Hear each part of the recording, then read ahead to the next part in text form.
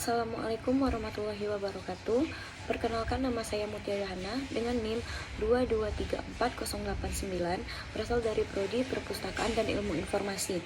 Baiklah, pada kesempatan kali ini saya akan melengkapi ujian tengah semester mata kuliah Ilmu Komunikasi dengan dosen pengampu Ibu Desrieni. Pada materi kali ini saya akan membahas tentang bentuk-bentuk komunikasi. Nah, bentuk-bentuk komunikasi terbagi menjadi 4, yaitu komunikasi personal, komunikasi kelompok, komunikasi massa, dan komunikasi media.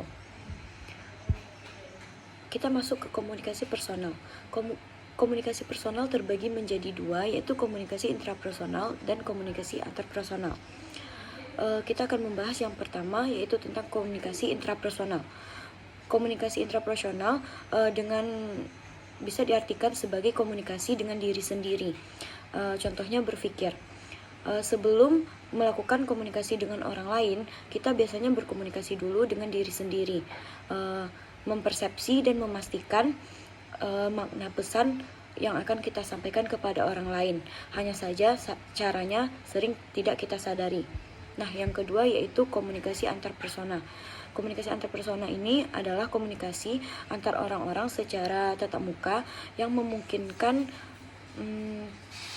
setiap pesertanya menangkap reaksi yang lain secara langsung, baik secara verbal maupun non-verbal.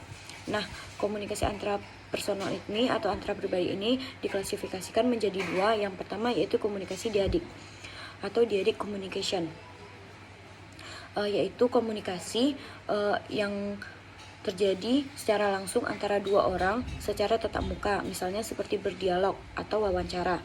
Nah, yang kedua itu komunikasi triadik atau triadic communication, yaitu komunikasi antara pribadi yang dilakukan antara 3 orang, yaitu ada seorang komunikator dan 2 orang komunikan. Selanjutnya kita masuk kepada komunikasi kelompok. Komunikasi kelompok adalah komunikasi kelompok dapat diartikan sebagai tatap muka dari 3 atau lebih individu. Contohnya, komunikasi kelompok antara lain kuliah, rapat, briefing, seminar, dan workshop. Masuk ke komunikasi selanjutnya yaitu komunikasi massa.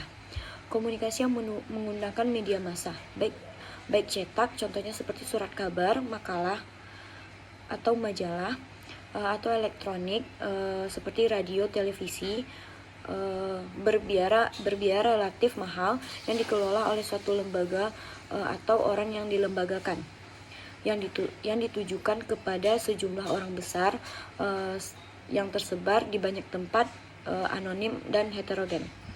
Selanjutnya kita masuk ke komunikasi media. Komunikasi media adalah komunikasi tatap muka dan komunikasi massa yang ditandai dengan menggunakan penggunaan teknologi yang berlangsung dalam kondisi khusus, melibatkan peserta yang dapat diidentifikasi. Contohnya komunikasi media ini adalah telepon. Telepon adalah alat komunikasi lewat faksimiles, radio, televisi, sirkuit, dan surat kabar. Nah, hanya itulah penjelasan dari saya mengenai bentuk-bentuk komunikasi. Sekian, terima kasih. Assalamualaikum warahmatullahi wabarakatuh.